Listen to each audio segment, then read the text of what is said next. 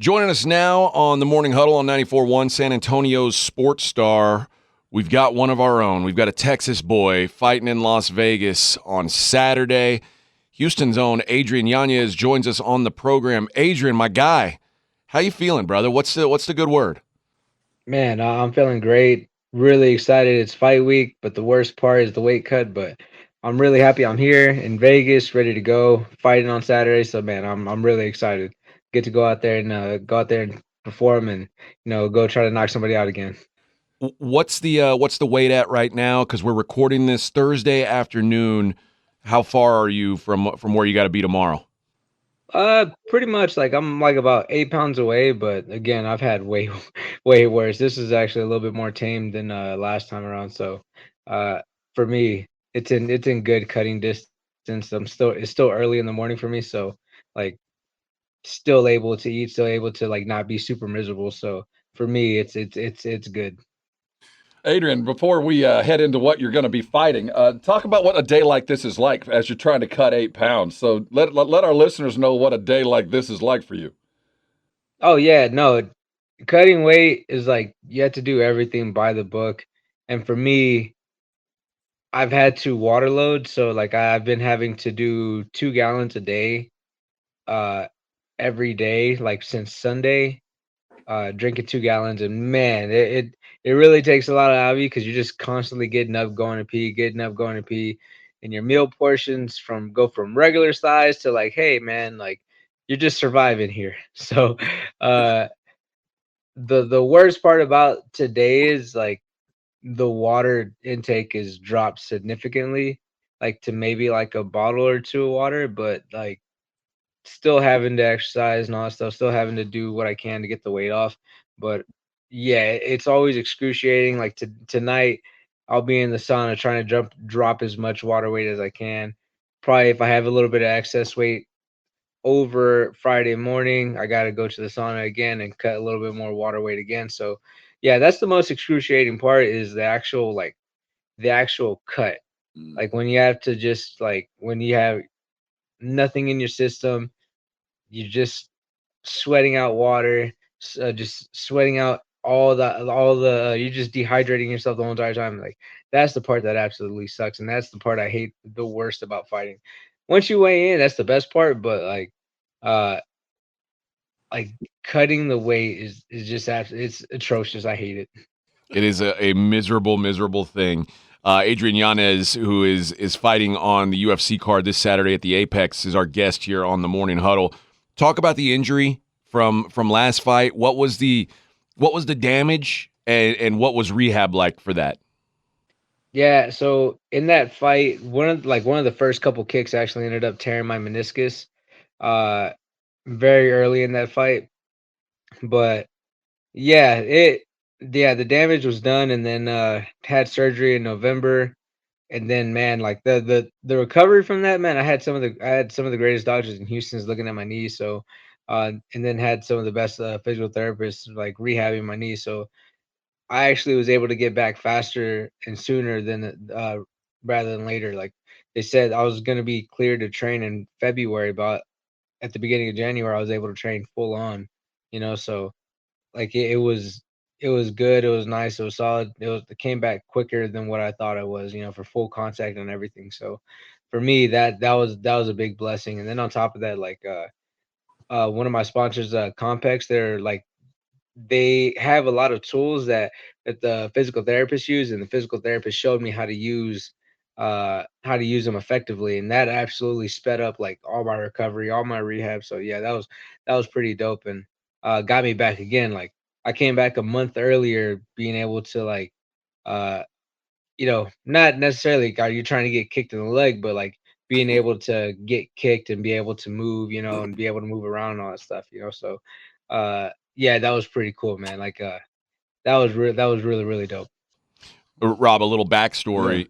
Adrian and I fought on the same amateur card back in 2013. So I've literally gotten to see this guy's entire career. That brings me to that last fight. I've seen your entire career. This is the first time I've seen you in a fight where it felt like you were losing the fight. Like you know, the two losses you had on the regional scene were really like kind of coin flip fights. The Font fight was just, I mean, it was a competitive fight and then it was over. This was a fight where it like you were fighting and you were losing, and it didn't, like, you were trying, I could see you trying to come up with answers. Being in that position for kind of the first time in your career, what was that like? And what did you what takeaways did you have after that fight? Yeah, it's the studying aspect of the fighter, you know, kind of I would study a lot of other people but never really study the actual fighter, like the guy who I'm fighting. And also at the same time, like making sure like my whole entire camp is just all together, understands what everybody, like they're all like we're all thinking as one, instead of you know, Coach A has a certain plan, Coach B has a certain plan, Coach C has a different plan. You know, everybody's on the same, like, hey, same wavelength. We're like, hey, we're studying. What do you see on this guy? What do you see on this guy? What do you see this guy? And then we all collectively came together. You know, and I attribute that to, like, man, like I got too comfortable last year and was like one of those things that like I didn't make correct adjustments. And then this year was just like, no, I gotta have those uncomfortable conversations with people. And you know, it ended up happening. And man, this camp, like we we had people coming in just to emulate this guy, because this guy that I'm fighting is pretty awkward, you know. So for me, you know, it was a big blessing that everybody was like all hands on deck. You know, everybody was like, nah, like we're gonna change this, you know. So it was like You know, Adrian, it was really cool, because at the same time, uh, I realized that like I didn't really have too much of a plan B in that fight. It was just like, hey, you switch your style. You should, like, what? Why am I switching the style for? What am I doing? Like, why am I changing my whole completely stance? Why am I fighting differently than what I used to? And now there's purpose. There's purpose behind what I'm doing. Like, you know, in that Martinez fight, Plan A got thrown out the window real quick, and I was fumbling trying to figure out a Plan B, you know, in moment, in actual time. And today, like for this fight, man, we have a plan A, plan B, plan C. What are we gonna do? How are we gonna do this? What do I need to do to get, like, what's the easiest way to get this victory? So for me, like everything's just starting to fire off, and like we started training like a high level guy. Instead of like fighting like a regional guy, I started fighting like a high level guy. interesting. You know, coming off a couple of losses, and then you combine that with the injury. You know, listening to you, you're an upbeat guy. What were those first couple of weeks like? You know, you got to find your motivation to get back busy, and you lost a couple, and you were limping around, you know, having surgery. You sound like a guy who's taking control of your career that you might not have done otherwise. Yeah, no. So after that injury, man, I was stuck on a machine for I think like a couple days, like three days, where I was having to lay down and like have a machine on my leg for 8 hours of the day, just consistently having it move for me. So for me, I had a lot of time to think. Like I'd like again like 4 hours in, all the binge watching, all like first day, all the binge watching's done. The second and third day, you're just like, you know, trying to find something to keep you busy. But like it kind of forced me to like look at everything, really look at like and think overall, because again, once I had got all the distractions out the way and I had to sit there and actually sit in my own thoughts, I was like, man, like I know I'm better than this. I know I'm better than my performances. I know my abilities are way better than what I've shown. And it's like actually like I'm a little bit more happy, like upbeat and everything, but like it put me in an angry spot, in the sense of like I let this happen to myself. That was on me, and I can't ever let that happen again. You know, uh I just can't. I absolutely can't, because it really pisses me off that I let it slide, and I let it slide for a whole year, and I can't let that happen again, man. Because uh it's just one of those things that, like, in the UFC, you know, like you don't have the, like, just like in the NFL, any big, you don't perform, you get cut, you get downgraded. And I'm not trying to be the guy that has to fight my way back into the biggest league. I'm here, and I'm here to stay, because I don't want to backtrack. I want to only move forward. And you know, after that last fight, I felt like we've taken all the right steps to move forward. And I'm excited to showcase and show out, man. So that's also a thing that gets me a little bit more excited, because I'm just like, it's not something that that I have to do, because I kind of looked at it as like, I have to take this fight. I have to take this fight. I was like, I get to take this fight. Like Exactly. I got presented an opportunity, and this opportunity, I'm gonna take it and I'm gonna run with it, and I'm gonna show up and I'm gonna show out. You mentioned your opponent, Vinicius Salvador, who is, like you said, is an awkward dude, a Brazilian fighter who very aggressive, very wild. I think he's 0-2 in the UFC. He's fought two Texas guys, in fact, CJ Vergara and Victor Altamirano, but I think he's better than his results have been so far. I don't think that he's the kind of guy who's like an 0-2 in the UFC guy. So it's obviously you're confident, but you also like the way that this guy fights seems like he can be dangerous. Any given day, this guy is going to come in doing the berserker thing and be really dangerous. How do you think you match up with that, considering you're such a precision striker? You're a guy who relies so much on timing and accuracy. It feels like a real like a style or not a mismatch, but an opposites matchup. Oh, for sure. Yeah, it's definitely like stylistically is very, very contrasting. We're both strikers, but the actual style of the striking is way different. Like he throws loopy, he's throwing haymakers, he's throwing from his chest. I'm trying to throw from my chin. I'm like I have my guard's a little bit my guard's higher than his. His stance is different. He's a southpaw. Uh but yeah, like he throws wild, but again, he's 0-2 against Texas guys. I'm about to make it 0-3. So for me, like I just feel that once that timing comes in, I feel like it's only a matter of time before I hit that big shot on him and I put him down. So for me, like I like it a lot. I feel like everything that we've done in camp is gonna work well against him. Like he's awkward. He does do some weird stuff, but again, I feel like I'm gonna catch him. Whenever I catch him, it's gonna be lights out for him. Like I don't, I think like again, I do like to counter, and he leaves himself wide open for counter. So whenever that shot comes, it's gonna come, and you're gonna see me with my hand raised. You're going to be at the Apex this week. Is it Friday night? Saturday night. Saturday night. Have you fought in the Apex before? It's kind of a different environment, right?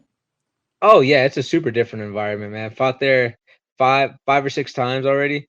Man, I do love it in the sense of like everything is just so perfectly timed. When you arrive, you go through your routine. You have like, hey, like nothing's long. There's no more like hurry up and wait type of deal like I used to deal with in the regional scene way back then.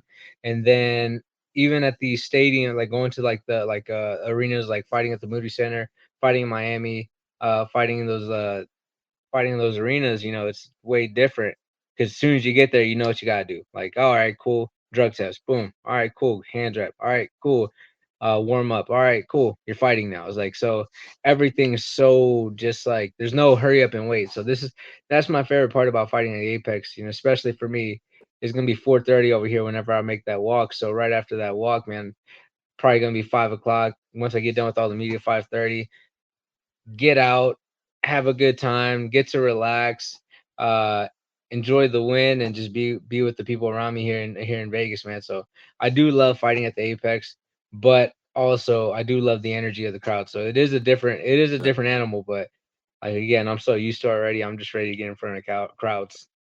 Yeah, it's fun. Derek Lewis fought last week, another Houston guy, and you could feel the energy back him. And he's another guy who'd been on kind of a losing streak. People were starting to doubt him, and came out and put on a good show. I want to ask you one more question before we let you go, Adrian. Talk a little bit about the impact that Yves Edwards has had on you. Like I know, like it's a weird.